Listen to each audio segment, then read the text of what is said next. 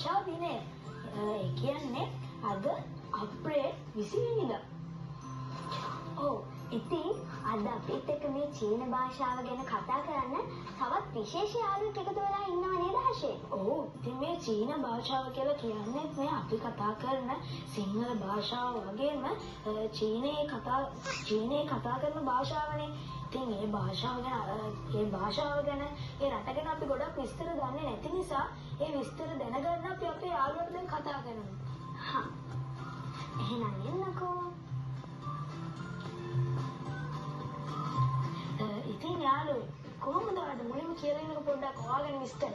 මම තෙසායසනාශී මම පන්තිපිටින් ඉඳන් ආවේ. මගේ ඉස්කෝලේ රබීකට අනුලා විද්‍යාලය. ඔව්. ඉතින් අද ඔයා ආවේ අපිට මේ චීනය ගැන නැත්නම් චීන භාෂාව ගැන එහෙම ටිකක් කියලා දෙන්නනේ. ඔව්. එහෙනම් අපිට කියලා දෙන්නකෝ පොඩ්ඩක්. මේ චීන භාෂා දිනය කියන්නේ මොකක්ද? ඇයි අපිට ඒක වැදගත් වෙන්නේ? මේ වගේ විස්තර ටිකක්. අද තමයි මැන්ඩරින් භාෂා නැත්නම් චීන භාෂා දිනය.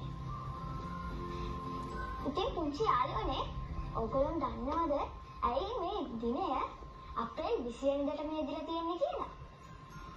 ඔයගොල්ලෝ දන්නවද? ඕනනේ.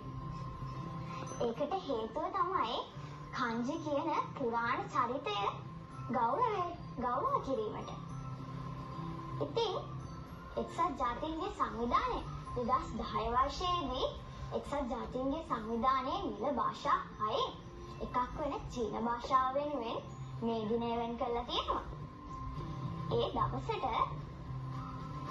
දවසට චීන භාෂාවේ කලාව, ගැඹුර, ඉතිහාසය ගැන වැඩසටහන් පවත්වනවා. ඒ වගේම චීන කලාවේ තියෙන තවත් කොටස් වර්ගයක් තියෙනවානේ. චීන අකුරු ලිවීමේ කලාව, චීන කතා, කවි වැනි දේවල් සම්බන්ධව වැඩසටහන් පාසල්වල, විශ්වවිද්‍යාලවල, මධ්‍යස්ථානවල තිබෙනවා. ඒ වගේම පුංචි යාළුවෝ චීන භාෂාව ඉගෙන ගැනීමෙන් ගොඩාක් ප්‍රයෝජන තියෙනවා. මම ඒවයි කිහිපයක් කියන්නම්කෝ. චීන මිතුරන්ට කතා කරන්න පුළුවන්. ඒ වගේම චීන චිත්‍රපට, සංගීත තේරුම් ගන්න පුළුවන්. ඒ වගේම ඒ රටවල් සමග සංනිවේදනයක් පවත්වා ගන්න අනාගතයේදී අපිට පුළුවන් වෙයි. ඔව් හෂේ, ඉතින් අපේ යාළුවෝ චීන භාෂාව ගැන ගොඩක් දේවල් කිව්වා නේද? ඔව්.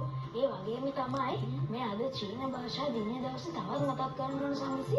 අද අපිත් එක්ක දක්ෂ යාළුවෝ ගොඩාක් එකතු වෙලා ඉන්නවා. ඉතින් අපි එයාලත් එක්ක කතා කරන්න ඕනේ. ඒක කලින් කියන්න ඕනේ. ඔන්න එහෙනම් අද ඔයා අපිට චීන භාෂාව ගැන විස්තර ටිකක් කියලා දුන්නානේ. ඒකට බොහොම ස්තුතියි තෙසායනාගේ. එයාගෙන් මට එන්න කියපු අයිට බොහොම ස්තුතියි. ඔව්. එහෙනම් සම්සි අපි දැන් ලස්සන නර්තනයක් බලලම යන්න අපේ අනිත් යාළුවොත් එක්ක කතා කරමු.